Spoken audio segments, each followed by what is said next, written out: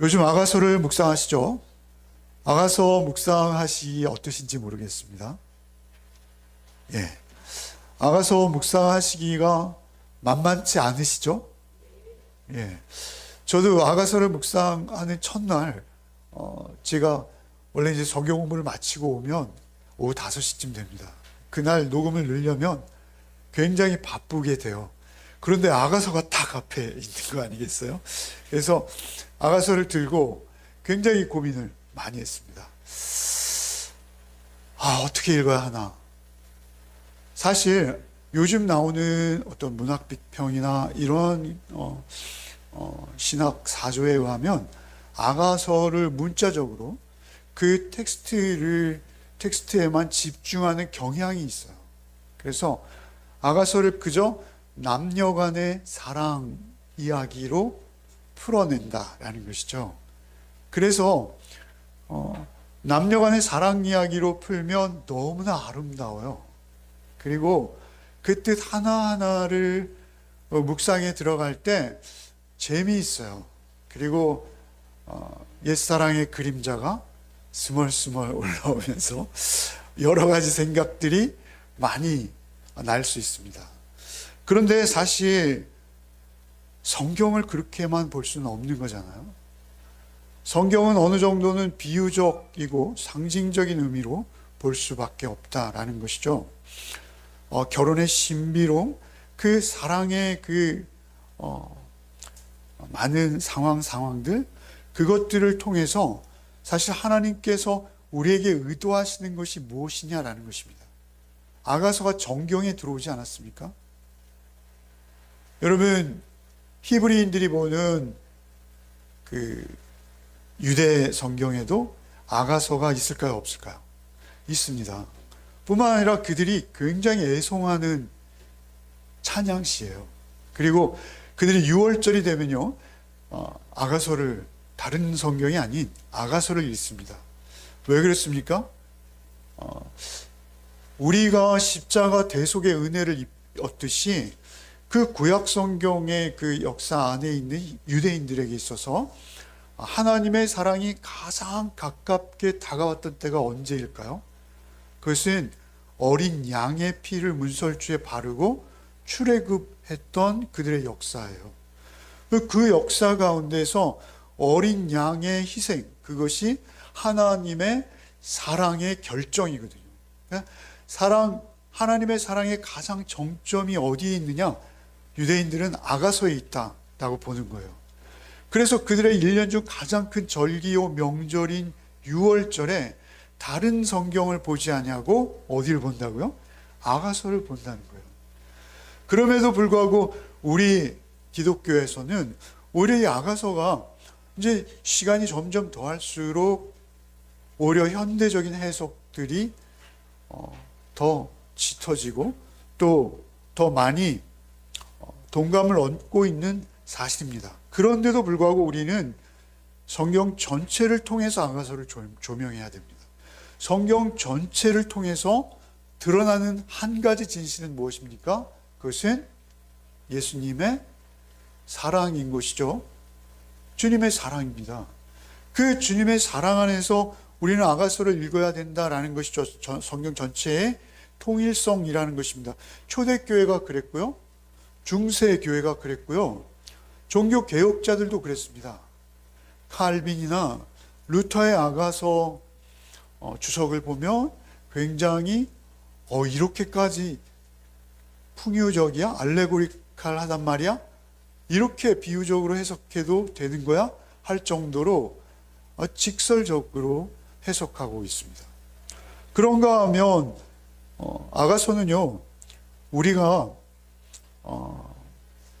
사랑 이야기인데 신약으로 오면 이 아가서가 직접 몇 장 몇 절로 인용되지는 않지만 아가서의 전체적인 모습들이 신약에 너무나 깊이 배겨 있습니다.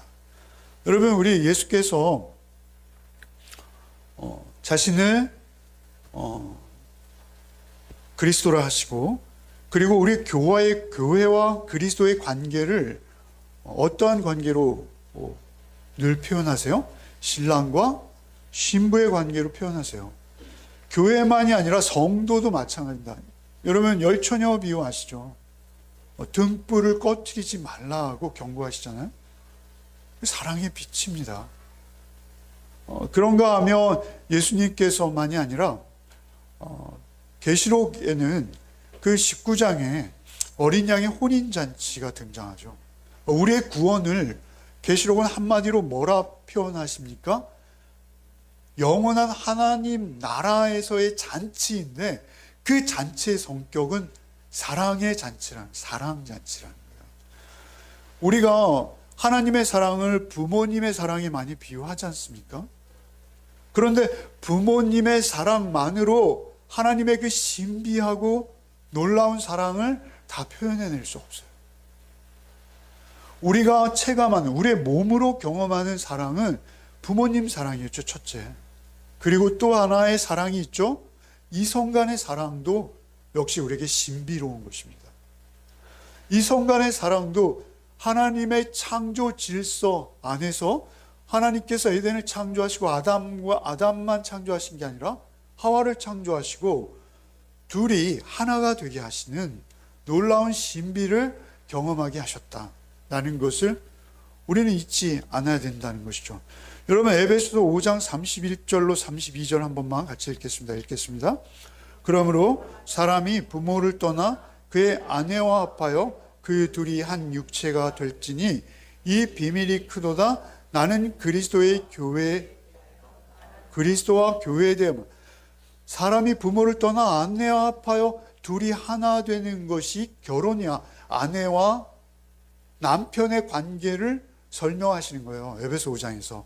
우리 가정의 달이 되면 늘 읽는, 우리 교회는 그렇지 않습니다만 하여튼 가정의 달의 단골 본문이 뭐야? 아내와 남편의 이야기인데 그 아내와 남편의 이야기를 하시다가, 그죠? 아내와 합하여 둘이 한 육체가 될지니 이 비밀이 크도다. 나는 그리스도와 교회에 대해 말하노라. 아니 남편과 아내 이야기를 하시는데 나는 그리스도와 교회 얘기 지금 하는 거야, 이렇게 말씀하시는 거예요. 도대체 앞뒤가 맞지 않잖아요, 그죠? 왜 이렇게 말씀하시는 거예요? 남편과 아내의 관계가 우리 신랑 되신 예수 그리스도와 우리 교회와의 관계, 특별히 하나하나 개인 성도와의 관계와 비유된다는 것입니다. 그런 사랑의 신비가 주님과 나 사이에도 존재한다라는 것입니다. 에베소 5장 25절 한번 읽어봅시다. 남편들아 아내 사랑하기를 그리스도께서 교회를 사랑하시고 그 교회를 위하여 자신을 주신 같이 하라. 분명히 명령이죠. 하라.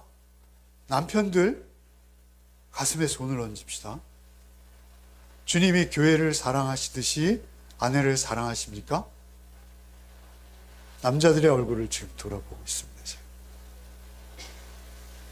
주님이 교회를 어떻게 사랑하셨어요? 자기를 십자가에 찢어서 사랑하셨어요. 그런데 우리가 아내를 그렇게 사랑할 수 있습니까? 없죠. 그런데 주님께서는 뭐라 우리에게 명령하세요?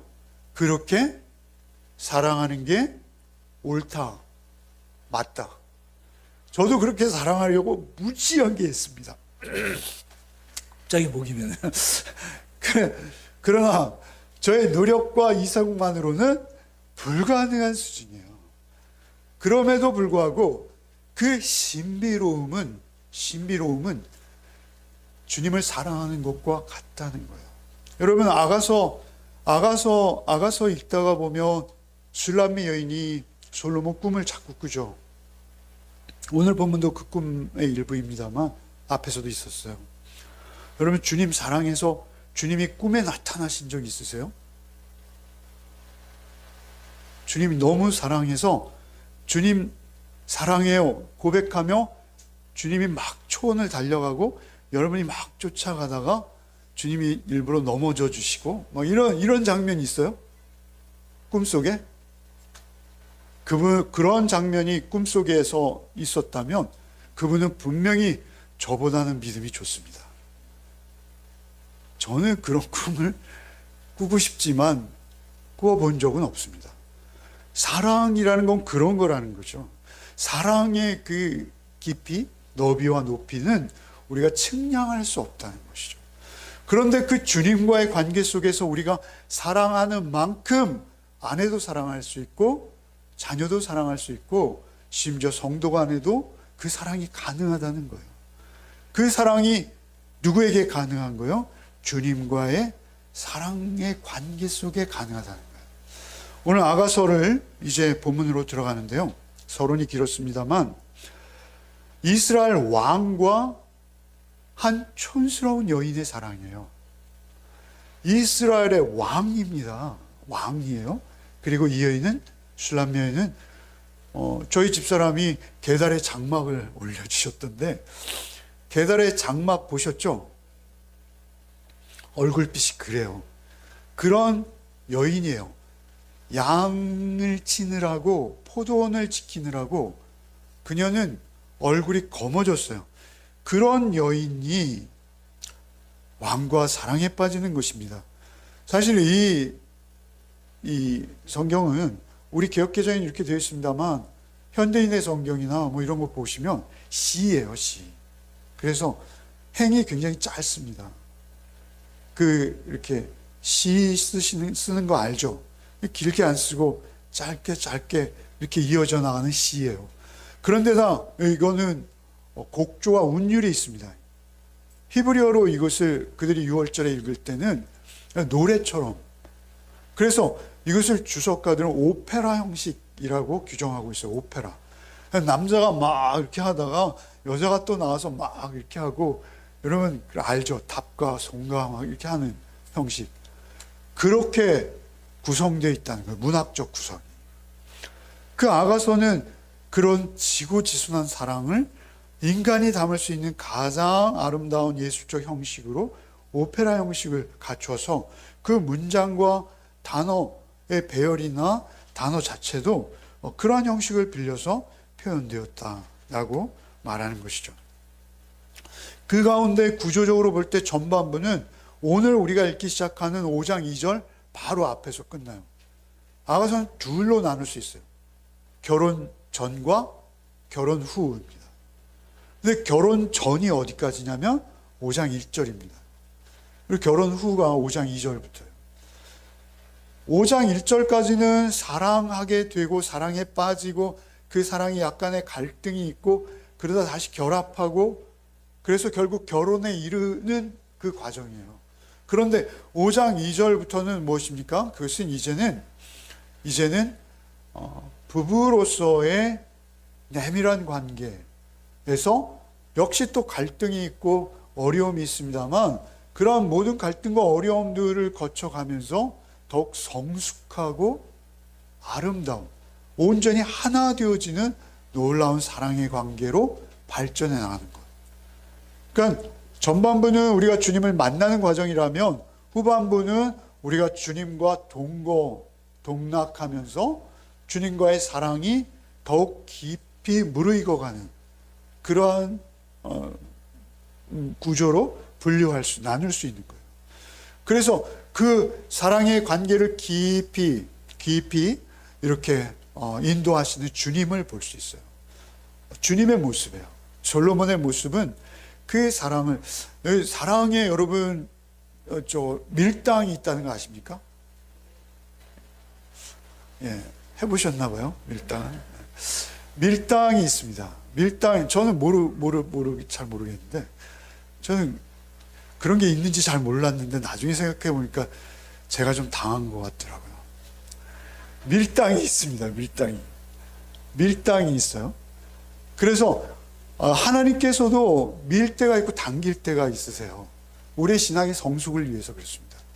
그런가 하면 여인도 역시 마찬가지입니다. 놀라운 것은 그 과정에서 하나님, 왜 우리 시편이나 욥기에 보면 하나님을 막 찾는 모습들이 나오죠. 하나님 동해도 없고 서해도 없고 이러다가 갑자기 하나님을 탁 조우하고 이런 관계가 있죠. 그럴 때 얼마나 더 가슴이 뛰고 놀라운 경험을 하게 됩니까? 갑자기 정말 정말 목숨을 다해 보고 싶던 그녀가 길에서 갑자기 탁 마주치는 거예요. 우연히 생각지도 않은. 그러한 밀당이 있다는 거예요. 그러한 밀당들이 아가서의 술람미 여인과 솔로몬 사이에서도 일어나고 있는 거예요. 여러분 2절부터 6절 좀 깁니다만 다시 한번 읽겠습니다. 본문이 가장 중요하죠. 2절부터 6절 읽겠습니다.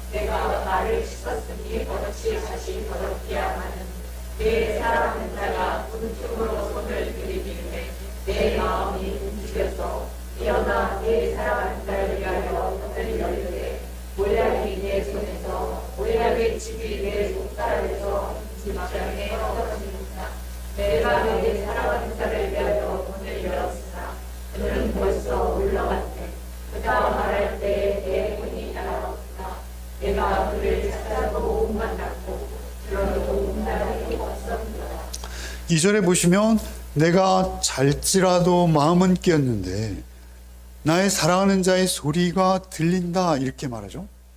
그러니까 그녀는 아마도 비몽사몽이었던 것 같아요. 비몽사몽. 꿈인지 생신지 사랑하는 이의 음성이 들려오기 시작하는 거예요. 그런데 그 음성이 뭐였어요? 나의 누이, 나의 사랑, 나의 비둘기, 나의 완전한 자야, 문을 열어주세요. 내가 당신께 급히 달려오느라 이 늦은 밤, 혹은 새벽이었는지 모르겠어요. 그 늦은 밤 달려오느라 내 머리에는 이슬이 맺혔습니다. 이렇게 호소하고 있는 거예요. 당신이 보고 싶어서 내가 이렇게 밤이슬을 맞으며 당신께 달려왔어요.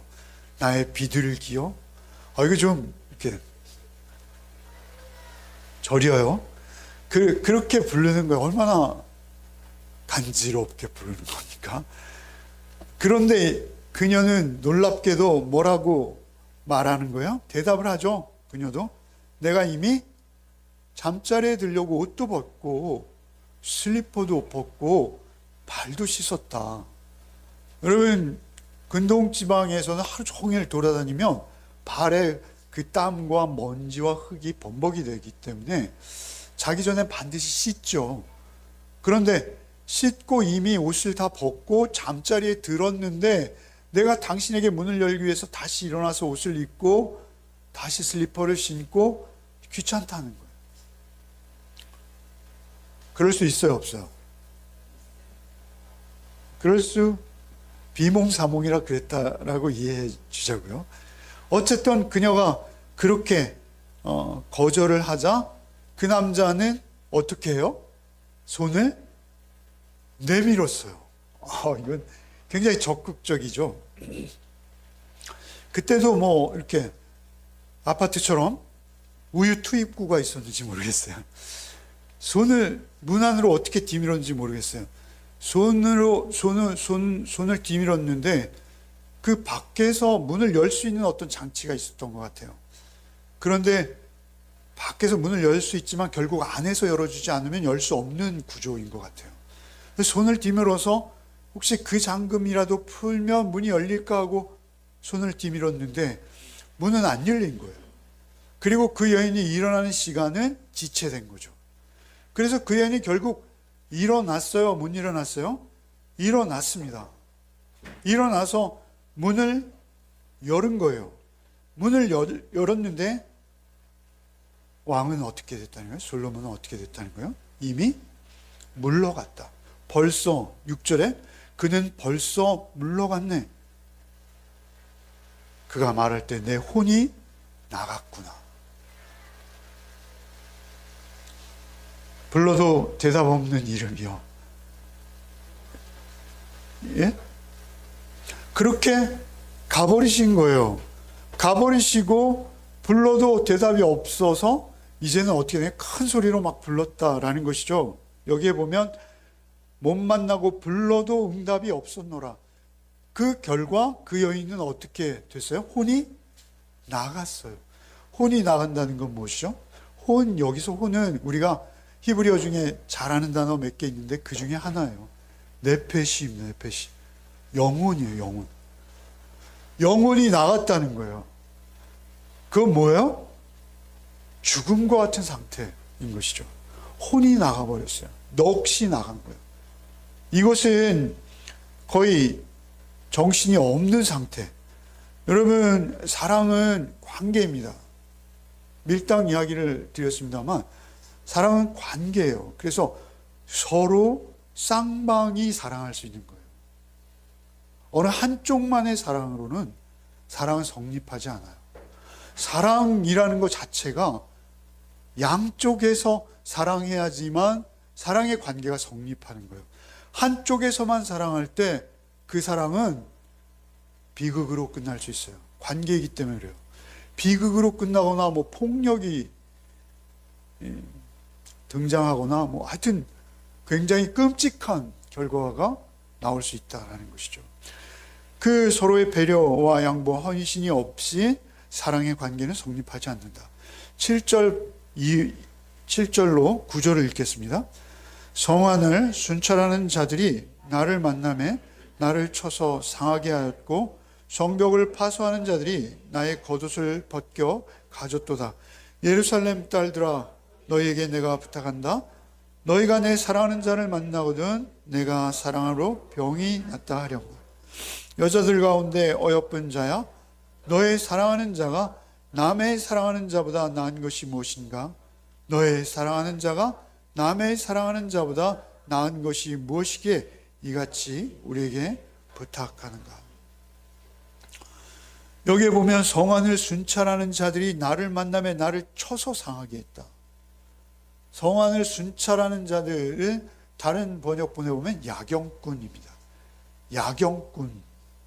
우리 옛날에 우리 때는 방범대원이라는 게 있었습니다.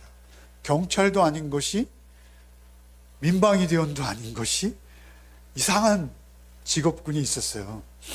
그 방범대원 같은 거죠. 순찰, 밤에만 순찰하는 그 야경꾼이 자신을 만남에 자신을 때렸다는 거예요. 밤에 다니는 여자들은 오해받을 수밖에 없는 시대였습니다. 밤에 여자가 밖에 나와 있다? 그러면 때려서라도 들어가게 하는 것이 그때 당시의 통상적인 모습이었던 거예요. 그 위험을 무릅쓰고 자신이 문을 열지 못했던 그를 찾아 나선 거예요. 그를 찾아 나서서 야경꾼을 만나서 그 어려움을 당하는 것이죠. 성을 파수하는 자들, 이들은 파수꾼이죠. 말 그대로. 그들은 또 그녀의 겉옷을 벗겼어요. 그 옷을 벗길 수 없겠죠. 그 유대인들이 당시에 여인들이 쓰는 이 뭐죠? 이렇게 뭐죠? 하여튼 그런 거 있습니다. 머리에 이렇게 깊이 쓰는 거. 그 굉장히 값비싼데 그거를 벗겨간 것이죠. 다 빼앗겼다는 거예요. 그러자 그녀가 이제는 누구에게 호소하고 있어요? 8절에 예루살렘의 딸들에게 호소하고 있어요. 딸들은 우리 교회 공동체로 볼 수 있어요. 어쨌든 공동체, 그 예루살렘 여인들의 모임에 호소하고 있는 거예요. 내가 부탁한다. 내 사랑하는 자를 만나거든 내가 사랑함으로 병이 났다. 병이 났다. 이것은 내 사랑하는 자를 다시 만나기 전에는 치유할 수 없는 불치의 병이다. 내 영혼이 나가고 넋이 나간 상태의 이 병.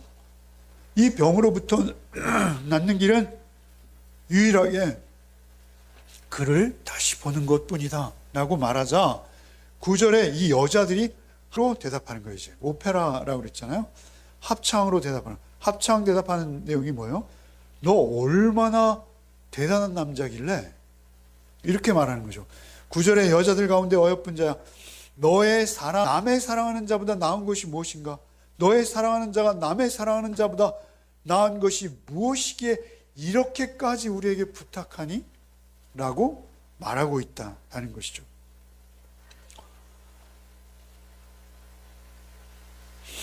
여러분, 주님은 항상 우리를 찾아오시는 분이시죠. 먼저 찾아오세요. 주님이 찾아오실 때 나에게 주는 어떤 도전들이 있습니다. 나를 더 은혜의 중심으로 인도하시려는 주님의 의도이시죠. 그런데 그때 내가 문을 닫을 수 있어요. 우리는 언제든지. 너 이런 거 좀 해봐. 너 교회에서 이런 거 네가 좀 자발적으로 해도 되지. 뭐 이런 도전이 우리에게 있을 수 있어요. 사실 그런 것들이 우리에게 더 깊은 사랑으로 나가는 어떤 계기가 될 수 있어요. 기회가 될 수 있고. 여러분, 우리가 가령 앞에서 찬양 인도를 한다든지, 또는 우리 유초동부에 가서 설교를 한다든지, 이런 것들이 우리에게 부담이 될 수 있고요. 또 싫어질 수도 있고, 또 권유를 받았을 때 거절할 수도 있어요. 그러나 사실은 주님께서 뭔가 주님 가까이로 우리를 부르실 때 그것에 예스 하느냐 노 하느냐에 따라서 우리의 신앙은 완전히 다른 국면이 될 수 있습니다. 그것이 발전적으로 주께서 나를 더 깊은 은혜의 바다로 이끌기 위한 과정이기를 바라는 것뿐이죠. 그렇지 않은 경우도 있다는 것입니다. 그래서 우리가 주께서 나에게 어떤 도전을 주실 때, 주께서 이것만은 나에게 하지 말라 하시는구나. 주께서 이것만은 나에게 하라 하시는구나. 라고 주님이 주시는 도전이다. 주님이 나의 마음을 두드리고 계신다. 라고 여겨질 때 우리가 거기에 어떻게 반응하느냐가 중요하다는 것입니다. 여러분, 계시록 3장 20절 한번 읽어봅시다. 볼지어다 내가 문 밖에 서서 두드리노니 누구든지 내 음성을 듣고 문을 열면 내가 그에게로 들어가 그와 더불어 먹고 그는 나와 더불어 먹으리라. 문을 열기만 하면 돼요. 사실은 문을 열기만 하면 되는데 그 열기가 쉽지 않다는 거예요. 난 옷을 벗었어요. 나는 이미 발을 씻었네요. 오늘 밤엔 좀 곤란하겠네요. 내일 밤엔 혹시 모르겠네요. 이렇게 우리의 태도가 언제든지 변할 수 있는 사람들이라는 것이죠. 주님이 나에게 다가오실 때 우리는 그것이 그냥 우연한 기회다라고 여기기보다는 주님의 초대다라는 것을 우리는 잊지 말아야 돼요. 우리가 주일날도 그렇습니다. 주일날 교회를 향하는 것에부터 내가 교회에 와서 누군가의 관계를 맺고 또 이야기하고 또 그리스도 안에서 서로의 희생과 섬김으로 사랑을 나눌 때 그때도 우리에게 주께서 주시는 도전의 분량이라는 게 있어요. 그 분량이 있으면 그 분량보다 내 마음에 주시는 것보다 조금 더 나가세요. 그러면 주님이 더 큰 은혜로 우리를 찾아오십니다. 여러분, 10절부터 16절을 한번 읽겠습니다. 이어서 읽겠습니다. 네, 사랑하는 자는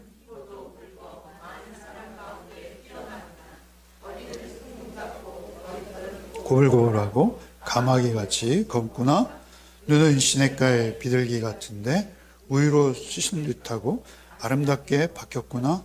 뺨은 향기로운 꽃밭 같고 향기로운 풀 언덕과도 같고 입술은 백합화 같고 모략의 즙이 뚝뚝 떨어지는구나. 손은 황옥을 물린 황금 누리개 같고 몸은 아래 속인 상아에 청옥을 입힌 듯하구나. 다리는 숭근 받침에 세운 회반석 같고 기둥 같고 생김새는 레바논 같으며 백향목처럼 보기 좋고 입은 심이 달콤하니 그 전체가 사랑스럽구나. 예루살렘 딸들아, 이는 내 사랑하는 자요 나의 친구로다. 여러분, 제가 호쿠마 다 나눠드렸죠. 호쿠마와 아가서를 같이 보시는 분, 현재 호쿠마와 아가서를 같이 보시는 분 안 나와요? 아가서가 왜 안 나오죠? 제 거에 있는데 제가 드린 건데 저는 나오는데 왜 안 나오지? 이상하다. 근데 하여튼 이 비유들 있잖아요. 지금 우리가 읽은 10절부터 16절까지는 그 예루살렘 여자들, 네가 사귀는 남자는 도대체 어떻길래 우리에게 이렇게까지 요구하는 거야?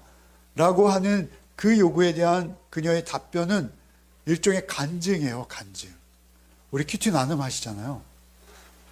주님은 너에게 어떤 의미야? 이런 것이죠. 사실은 내 남자는 이렇게 생겼다? 라고 막 이야기하는 거죠. 그런데 이 이야기하는 외모의 하나하나가 그냥 인간적인 모습이 아니에요. 사실 이렇게 말하는 대로 그려보면 아마 인간이 아닌 괴물이 서 있는 모습이 될 거예요. 그러니까 이 사실은 이 의미를 우리가 추적할 수밖에 없어요. 근데 이 의미를 추적하다 보면 오늘 본문이 굉장히 길고 또 이 의미를 말씀드리다 보면 점심도 못 드실 것 같아요. 그래서 호크마를 참고하시라라고 하려고 했더니 호크마가 없으시대요. 그런데 이 내용들은 대충 이런 겁니다. 11절에 보시면 머리는 순금 같대요. 머리가 어떻게 순금 같을까요? 이 순금이라는 건 뭐예요? 정금이라는 거예요. 정금. 이것은 하나님의 신성을 상징하는 것입니다. 그래서 골로새 2장 9절에 보면 신성의 모든 충만이 육체로 거하시는 분은 예수 그리스도다. 이렇게 말씀하시는 거예요. 신성에 충만한 것이 그 몸에 나타나신 분이 한 분 계세요. 여러분, 이 사랑을 우리에게 설명하시는 이유는 무엇입니까? 사랑은 관념적이고 피상적인 것이 아니라 우리의 몸이 경험하는 현실 세계다라고 강조하시는 것이거든요. 그런 면에서 볼 때 예수님은 어떤 분이시라는 거예요? 예수님이 말씀이 육신에 우리 가운데 거하시지만 그분의 성품은 뭐라는 거예요? 금이라는 거예요. 그분의 머리는 정금이다 라고 말씀하시는 것은 그분은 신성을 지니신, 머리털이 또 검다 그러죠? 검다고 그러세요. 그것은 머리털이 다 검죠. 여러분, 주님은 팔레스틴 아세안입니다. 주님의 머리는 검어요. 그런데 검다라고 굳이 강조할 필요가 없어요. 그런데 검다라고 하시는 이유는 왜 그렇습니까? 변치 않는다는 것입니다. 변치 않는다는 거예요. 활력과 생명력이 어제나 오늘이나 영원토록 동일하신다는 거예요. 히브리 13장 8절 말씀처럼 주님은 변함이 없으시다는 거예요. 우리는 어느덧 머리가 희끗희끗해지는 것이죠. 금세 우리의 머리는 쇠버립니다. 그러나 주님은 그렇지 않다는 거예요. 13절에 입술에서는 모략이 뚝뚝 떨어진대요. 여러분, 입술에서 뭔가가 흐르면 여러분 별로 좋죠. 그런데 예수님의 입술에 모략이 뚝뚝 떨어진다라고 말씀하시는 이유는 뭐죠? 성경에 기록하는 이유는 아름답다라는 거, 그 의미를 추적할 수밖에 없는 거예요. 모략도 역시 무엇입니까? 변치 않는다는 거예요. 변하지 않는, 존귀하다는 거예요. 14절에 손은 황옥에 물린 황금 놀이개, 손은 황옥에 물린 황금 놀이개, 코끼리 상아에 청옥을 입힌 것 같은 손. 여러분, 그런 손은 아름답지 않습니다. 이 의미 하나하나가 그의 신성과 고귀함, 아름다움의 의미들을 드러내고자 하는 거예요. 15절에 그리스도께서 경고에서 흔들리지 않는 분이라는 거예요. 다리가 상아 기둥? 16절에서부터 다 그런 거예요. 그 찬사의 결론이 뭡니까? 입에 달다, 또 이렇게 하죠. 16절에 입은 심히 달콤하니 그 전체가 사랑스럽구나. 이건 좀 말이 되네요. 관용적으로. 입은 달콤하니 그 전체가, 그분의 입에서 나오는 말씀이 지혜롭고 아름다워서 우리의 몸의 양약과 같다. 이런 말씀의 의미가 되는 것이죠. 그리고 나서 뭐라 합니까? 딸들아, 예루살렘 딸들아, 나의 찾는 그이, 나의 신랑 그분은 내 사랑하는 자요, 나의 친구로다. 친구로다. 여러분, 그때 당시에 남편을 향해서 친구라고 표현할 수 없어요. 굉장히 엄격하던 시대였습니다. 남편을 향해 친구라고 말하고 있어요. 지금 술람 여인은 결혼의 관계에서. 그건 무엇이죠? 예수님이 요한복음에 보면 제자들을 향해서 이제부터 내가 너희를 친구라 하겠노라, 이렇게 말씀하시거든요. 사실 이것은 예수 그리스도께서 우리를 어떻게 사랑하시고 어떻게 우리를 대우하시고 우리를 어떻게 품어내실까라는 예수 그리스도 한 분을 예표하는 것들이에요. 여러분, 아가서 주석은 제가 오늘 다시 다 넣어드리겠습니다. 카톡방에 넣어드리겠습니다. 안 보이신다니까 다시 넣어드립니다. 어찌되었던 이것을 하나하나 묵상해 보면 이것은 주님이실 수밖에 없구나 라고 느끼는 거예요. 그래서 이 간증을 간증이라고 그랬죠. 술람미 여인의 간증을 다 듣고 나서 그 여인들의 반응이 이제 6장 1절부터인 거예요. 6장 1절부터 3절 마지막으로 한 번만 읽겠습니다. 6장 1절부터 3절 읽겠습니다. 여자들 가운데서 어여쁜 자야,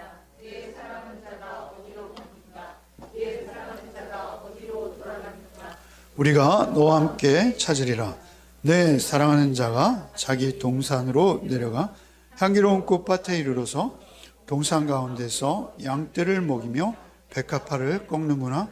나는 내 사랑하는 자에게 속하였고 내 사랑하는 자는 내게 속하였으며 그가 백합화 가운데서 그 양떼를 1절에 뭐라 합니까? 여자들 가운데 어여쁜 자야, 내 사랑하는 자가 어디 있는가? 내 사랑하는 자가 어디로 돌아갔는가? 우리가 너와 함께 찾으리라. 야, 네 간증을 듣고 보니 그런 남자라면 나도 관심이 많아.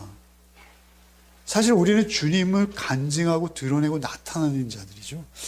우리의 간증을 통해서 사실 그러한 사랑이 싹터야 되는 것이죠. 우리가 사랑하는 만큼 우리도 그 사랑을 전할 수 있습니다.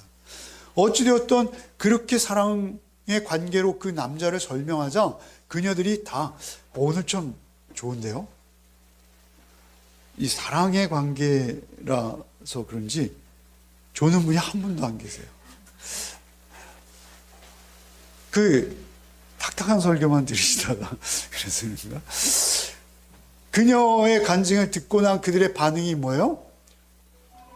함께 찾자. 야, 정말 멋진 남자다. 그런 남자 나도 한번 보고 싶어. 그러면서 이제 그녀들이 같이 찾아 나선 거죠. 그러자 2절에 어떻게 해요? 내 사랑하는 자가 자기 동산으로 내려가 향기로운 꽃밭에 이르러서 동산 가운데 양떼를 먹이며 백합화를 건. 그런데 갑자기 우리도 같이 찾을게 라고 말하는 순간 어떻게 됐어요? 눈앞에 그분이 턱 나타난 거예요. 우리의 믿음은 그런 겁니다. 우리의 신앙은 그런 거예요. 우리가 주님을 애타게 찾고 여러분 원하며 성령의 임재 또 충만함을 구할 때 여러분 주님은 우리를 외면하지 않으세요. 절대. 아까 말씀드렸습니다만 그렇게 우하고 찾아 나서자마자 마치 길에서 누굴 턱 만났는데 보니까 내가 그 꿈에도 그리던 내가 목숨보다 더 아끼고 사랑했던 그녀인 것이죠. 그이인 것이죠. 임인 거예요. 그 임을 딱 만났는데 그 임은 뭐하고 있다는 거예요? 향기로운 꽃밭에 이르러서 동산 가운데 양떼를 먹이고 계신 거예요. 양떼를 먹이고 계신 거예요. 양떼를 먹이시는 분 누구십니까? 예수 그리스도이시죠. 선한 목자이십니다. 그냥 선한 목자가 아니라 양들을 위하여 자기 목숨을 버리는 목자가 예수이십니다. 그 예수가 풀밭에 양떼를 먹이고 계신 모습이 턱 그들 앞에 나타난 거예요. 그러자 그녀가 놀라운 사랑의 고백을 합니다. 이것이 오늘 설교 제목이죠. 설교를 끝내야 되는데 설교 제목이 이제 나왔어요. 설교 제목 한번 읽어봅시다. 다시 한번 3절 한번 읽어봅시다. 나는 내 사랑하는 자에게 속하였고 내 사랑하는 자는 내게 속하였으며 그가 백합화 가운데서 그 양떼를 먹이는도다. 나는 내 사랑하는 자에게 속하였고, 먼저 이렇게 고백하죠. 나는 내 사랑하는 자에게 속하였고 내 사랑하는 자는 내게 속하였나니. 우리 신학적으로 굉장히 익숙한 본문이죠. 그냥 이게 신약의 본문의 거의 많은 결론의 핵심 부분이 이 고백이잖아요. 근데 이 고백이 그대로 지금 술람미 여인으로부터 나오고 있는 거예요. 그런데 여러분 사실 이것은 앞에서도 있었어요. 이런 고백은. 여러분 먼저 이 고백에 다른 번역본을 한 번만 봅시다. 우리말 성경 한번 같이 읽어봅시다. 나는 내가 사랑하는 그분의 것이고 내가 사랑하는 그분은 내 것입니다. 바른 성경, 나는 내 사랑하는 이의 것이며 내 사랑하는 이는 나의 것이다. 표준세 번역, 나는 임의 것, 임은 나의 것. 이게 제일 좋죠. 명령합니다. 명료해요. 그냥 간단해요. 나는 임의 것, 임은 나의 것. 그런데 이 고백이 앞에 2장 16절에도 있었어요. 여러분, 앞과 뒤를 나눈다 그랬죠? 앞에서는 사랑의 관계를 시작하고 맺어가는 부분이고, 뒤에서는 그 사랑의 성숙을 완성해가는 내용이라 그랬어요. 양분된다 그랬어요. 그 앞에 있었던 2장 16절의 이와 유사한 2장 16절을 한번 우리말 성경부터 한번 천천히 읽어봅시다. 우리말 성경, 내가 사랑하는 그분은 내 것입니다. 바른 성경, 내 사랑하는 이는 나의 것이고 나는 그의 것이며. 표준세 번역, 임은 나의 것, 나는 임의 것. 똑같은 말 아닌가요? 똑같아요? 똑같습니까? 안 똑같죠? 똑같다는 분. 안 똑같다는 분. 안 똑같아요.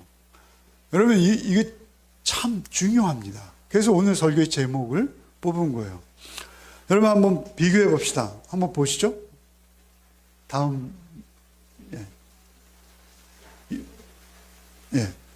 지금 거 한번 읽어봅시다. 나는 임의 것, 임은 나의 것. 뒤에 거 앞에 거 한번 읽어봅시다. 앞에 거 읽어봅시다. 임은 나의 것, 나는 임의 것. 다른가요? 다릅니다. 달라요. 어떻게 다릅니까? 처음에 임은 나의 것, 당신 내 거야. 이렇게 시작하죠. 그리고 나도 네 거야. 그런데 지금 어떻게 변했어요? 난 네 거야. 너도 내 거야. 변한 거예요. 여러분, 차이 없나요? 차이 있습니다. 여러분, 이것은 굉장한 차이가 될 수 있어요. 여러분, 우리 신앙이 갈리우는 차이입니다. 여기에 주목하지 않고 그게 그거지 라고 우리는 생각할 수 있는데, 여기서 우리는 한 가지 의미를 찾아낼 수 있고, 그 의미를 우리가 깊이 새길 필요가 있어요. 특별히 오늘 같은 기독교가 이렇게 추락하는 시대. 여러분, 임은 나의 것이라는 건 뭐냐면요, 예수님은 나를 도우시는 분, 이런 거예요. 우리 찬양 복음성가에도 있죠. 주는 나를 도우시는 분. 틀린 게 아니에요. 맞아요. 그러나 그 고백 이전에 뭐가 있어야 된다는 거예요. 하나님을 수단 삼을 수 있다는 걸 우리는 언제든지. 종교적으로 주님은 나에게 참 유익해. 주님을 믿는 것이 도움이 돼. 제가 언젠가 전도할 때 지나가는 아주머니 이야기 말씀드렸죠. 제가 중고등부 아이들이 막 전도하고 있으니까 지나가는 아주머니, 교회 열심히 다니는 아주머니, 야, 니네 이 집사님 말 잘 들어. 그러면 서울대 가. 그러는 거예요. 여러분, 그렇지 않아요. 야, 너희 못 들은 걸로 해. 그런 건 없어. 하나님을 나의 수단 삼을 수 있다는 거예요.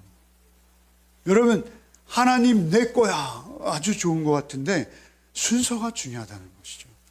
우리가 하나님의 사랑을 깨닫고 하나님의 사랑 안에 더 깊어졌을 때 우리는 어느 것이 먼저이고 어느 것이 나중인지를 분명히 구분할 수 있어야 돼요. 사랑으로 찾아오신 건 분명히 주님이 먼저 찾아오셨어요. 그죠? 우리가 주님을 알 길이 없습니다. 주님이 자신을 드러내지 않으시면 우린 주님을 알 길이 없어요. 그런데 주님이 자신을 드러내심으로 우리가 주님 믿게 되었어요. 그렇다면 우리의 고백은, 우리의 입술에서 나오는 우리의 찬양은 무엇이 되어야 됩니까? 주님은 나를 십자가 피로 사셨군요. 주님은 나를 값주고 사셨군요.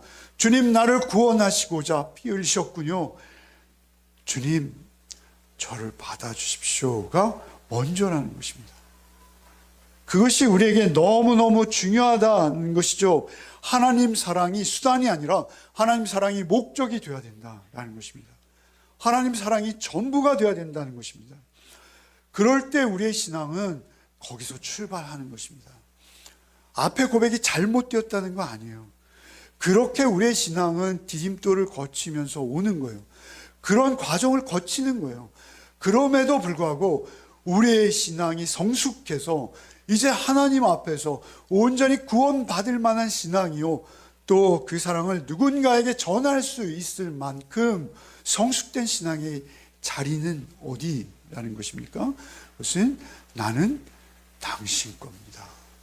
난 내 소유가 아닙니다. 나의 생각, 나의 판단, 나의 행동 하나하나 이제 내 마음대로 내 것처럼 하지 않겠습니다. 이제 나의 생각 하나, 작은 것조차도 주님의 것으로 알고 주님의 소유로 알고 주님 앞에서 거룩하고 구별되어진, 성별되어진 모습으로 갖고 나가기를 원합니다. 주님께서 나를 그렇게 빚어주십시오 라고 주님께 전적으로 나를 맡기고 의지한 상태, 그것이 우리 신앙의 출발입니다. 사실 거기서부터 우리의 신앙은 성숙돼 가는 거예요. 여러분, 아가서 8장 6절로 7절이 아가서의 결론입니다. 여러분 많이 들어보셨던 구절일 거예요. 한번 같이 읽어보겠습니다. 8장 6절 7절 읽겠습니다. 너는 나를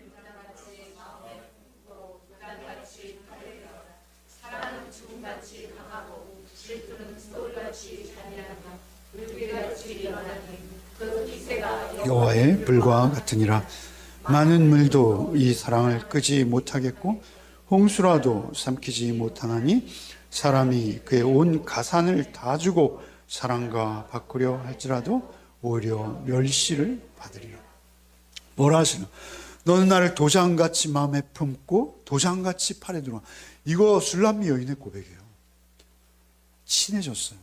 이제 하나 되었어요. 그래서 이제는 내가 주님의 것입니다, 나는 네 거야 라고 고백하는 이상 너도 나를 이렇게 해줘. 사랑은 죽음같이 강하다. 죽음같이 강하다. 질투는 수울같이 잔인하며. 여러분, 질투하면 여러분 나쁜 개념이죠? 그렇지 않습니다. 여러분, 사랑하는 관계는 독점 관계예요. 여러분, 사랑의 관계는 배타적입니다. 주님과 나와의 사이에 아무것도 끼어들 수 없는 거예요. 뭔가가 끼어들면 그건 이미 사랑이 깨진 것이다 라는 것이죠. 사랑은 죽음같이 강하고 질투는 수울같이 잔인하며 불같이 일어나니 그 기세가 여호와의 불, 여호와의 불은 끌 수 없다는 거예요. 그건 뭐죠? 하나님과 우리가 그런 사랑의 관계로 맺어지지 않으면 여호와의 심판이 나에게 임해도 좋다. 그 고백이 다름없는 거예요. 7절에 많은 물도 이 사랑을 끄지 홍수가 나도. 여러분, 물과 불은 천적이죠.